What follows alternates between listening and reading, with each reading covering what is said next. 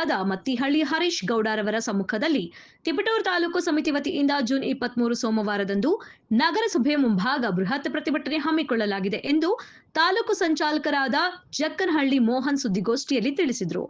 ನಗರದ ಪ್ರವಾಸಿ ಮಂದಿರದಲ್ಲಿ ಆಯೋಜಿಸಿದ ಸುದ್ದಿಗೋಷ್ಠಿಯನ್ನು ಉದ್ದೇಶಿಸಿ ತಾಲೂಕು ಸಂಚಾಲಕರಾದ ಜಕ್ಕನಹಳ್ಳಿ ಮೋಹನ್ ಮಾತನಾಡಿ, ದುಡಿಯುವ ಕೈಗಳಿಗೆ ಉದ್ಯೋಗ, ಉಣ್ಣಲು ಹೊಟ್ಟೆ ತುಂಬ ಊಟ, ನೆಮ್ಮದಿಯಿಂದ ನಿದ್ರಿಸಲು ಸ್ವಂತ ಒಂದು ಸೂರು ಈ ದೇಶದ ಸಂವಿಧಾನದ ಆಶಯದಂತೆ ಪ್ರತಿಯೊಬ್ಬ ಪ್ರಜೆಯು ಮೂಲಭೂತ ಹಕ್ಕಾಗಿದೆ.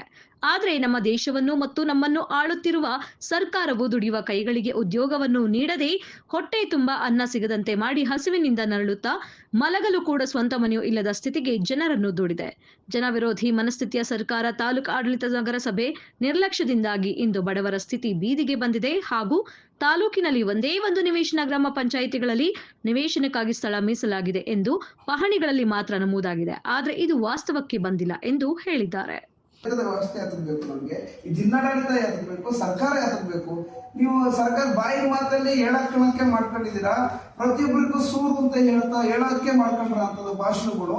ಮತ್ತೆ ಇಡೀ ಪ್ರತಿಯೊಬ್ಬರಿಗೂ ಸೂರು ಮತ್ತೆ ಇಡೀ ಎಲ್ಲಾ ರಾಜ್ಯದ, ಇಡೀ ದೇಶದ ಜನತೆಗೆ ಪ್ರತಿಯೊಬ್ಬರಿಗೂ ಎಲ್ಲರಿಗೂ ನಾವು ವಸತಿ ಯೋಜನೆ ಅವಕಾಶ ಮಾಡ್ಕೊಂಡಿದೀವಿ.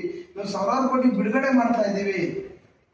ಈ ತರದೊಂದ ಹೇಳಕ್ಕೆ ಭಾಷಣಗಳನ್ನ ಮಾಡ್ಕೊಂಡು ಈ ತರ ಕಾಲಗಡೆ ಅಂತದ್ದು ಆಗ್ಬಾರ್ದು.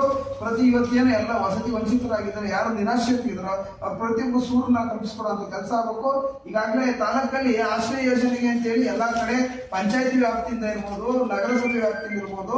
ಇವತ್ತು ಉದಾಹರಣೆಗೆ ಇಲ್ಲಿ ಮಡೆನೂರು ಗೇಟ್ ಹತ್ರ ಆಶ್ರಯ ಯೋಜನೆಗೆ ಅಂತ ನಾವು ಈಗ ಪಾಣಿ ಮತ್ತೊಂದು ಎಲ್ಲಾದ್ರೂ ಕೂಡ ನಿಮ್ ಮುಂದೆ ಇಡೋಂತ ಕೆಲಸ ಮಾಡ್ತೀವಿ. 9 ಸರ್ವೆ ನಂಬರು 220 ಸರ್ವೆ ನಂಬರ್ 9 ಎಕರೆ ಜಾಗ ಇದೆ. ಈ ಜಾಗದಲ್ಲಿ ನೀವು ನಿರಾಶ್ರಿತಿಗೆ ಅವಕಾಶ ಮಾಡ್ಕೊಡಿ ಅಂದ್ರೆ ನಾವ್ ಯಾರೋ 200 ಜನಕ್ಕೆ ಪತ್ರ ಕೊಟ್ಟಿದ್ದೀವಿ. ಅದಾಗಿಲ್ಲ. ಹಂಗಾಗಿ ನಾವೇನ್ ಮಾಡೋದು ಅಂತ, ಸ್ವಾಮಿ ನೀವು ಹೊಟ್ಟೆ ಹಸುವಿರೋರಿಗೆ ಯಾರಿಗೆ ಬೇಕಾಗಿತ್ತು ಅವ್ರಿಗೆ ಕೊಟ್ಟಿದ್ರೆ ಅವ್ರಿಗೆ ಮನೆ ಕಟ್ಕೊಂಡಿರೋರು. ನೀವು ಹೊಟ್ಟೆ ತುಂಬಿರೋ ಕೊಟ್ರೆ ಯಾರೋ ಬಲ್ಲಾಟಿ ನಿಮ್ಗೆ ಯಾರು ಹಿಂದೆ ರಾಜಕಾರಣ ಚೇಲೋಗಳು ಮತ್ತೊಬ್ಬರು ನಿಮ್ಗಿರೋರಿಗೆ ಕೊಟ್ಟರೆ ಅನ್ನೋದು ಆಗಿಲ್ಲ. ಹಂಗಾಗಿ ಯಾರು ನಿಜವಾಗ್ಲೂ ಹಸುವಿದ್ರು, ಯಾರಿಗೆ ಅವಶ್ಯಕತೆ ಇದೆ ಹಾಗಾಗಿ ಮುಂದಿನ ದಿನಗಳೇ ದಯಮಾಡಿ ಕೊಡೋಂಥ ಕೆಲಸ ಆಗ್ಬೇಕು. ಈಗಾಗ ನಗರಸಭೆ ವ್ಯಾಪ್ತಿಯಲ್ಲಿ ಗುರುತಿಸಿದಿರ, ಹಳೆಪಾಳ್ಯದಲ್ಲೂ ಕೂಡ ಅಲ್ಲಿ ಸಭೆ ನಂಬರ್ ಕೂಡ 3 ಎಕರೆ ತೋರಿಸಿದಿರ. 2018 ಕೂಡ ಜಾರಿಯಾಗಿದೆ. ಅದು ಎಷ್ಟು ಮಟ್ಟಿಗೆ ಹಂಚಿಕೆ ಆಗಿದೆ ಅನ್ನೋದು ಬಹಿರಂಗ ಆಗಬೇಕು. ಮತ್ತೆ ಅಲ್ಲಿ ಅಲ್ಪಸಂಖ್ಯಾತರ ಘಟಕ ಅಲೆಮಾರಿ ಸಮುದಾಯಗಳಿಗೆ 1 ಎಕರೆ ಕೊಟ್ಟಿದ್ದೀರಾ, ಅದ್ರ ಬಗ್ಗೆ ಎಷ್ಟು ಹಂಚಿಕೆ ಆಗಿದೆ ಅಂತ ಮಾಹಿತಿ ಇಲ್ಲ. ಈ ತರದ್ದು ಆಗ್ತಾ ಇಲ್ಲ. ಇದನ್ನ ಸಾವಿರಾರು ಜನ ಇವತ್ತು ನಗರದಲ್ಲಿ ಸ್ವಂತ ಮನೆ ಇದ್ದಂತರು, ಗ್ರಾಮೀಣ ಪ್ರದೇಶದಲ್ಲೂ ಕೂಡ ಸಾವಿರಾರು ಜನ ಮನೆ ಇದ್ದಂತರ ಆಶ್ರಯಿದ್ದಾರೆ.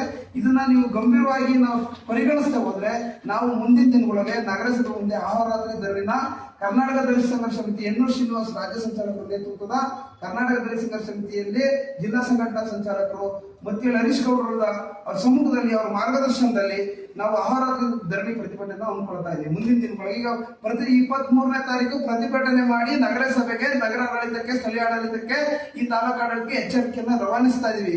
ಮತ್ತೆ ನೀವು ಮುಂದುವರಿಸಿದ್ದಾರೆ ಯಾವುದೇ ರೀತಿ ಕ್ರಮ ಕೈಗೊಳ್ಳದೆ ಹೋದ್ರೆ ನಾವು ಖಂಡಿತವಾಗಿ ಮುಂದಿನ ದಿನಗಳಲ್ಲಿ ಉಗ್ರ ಹೋರಾಟ ಮಾಡಬೇಕಾಗುತ್ತೆ ಅಂತ ಈ ಮೂಲಕನ ಆಡಳಿತ ವ್ಯವಸ್ಥೆಗೆ ಮತ್ತೆ ಸಂಬಂಧಪಟ್ಟ ಇಲಾಖೆಗಳಿಗೆ ಎಚ್ಚರಿಕೆಯನ್ನ ಈ ದಲಿತ ಸಂಘ ಸಮಿತಿಯಿಂದ ನಾವು ನಿಮ್ಗೆ ರವಾನಿಸ್ತಾ ಇದ್ದೀವಿ.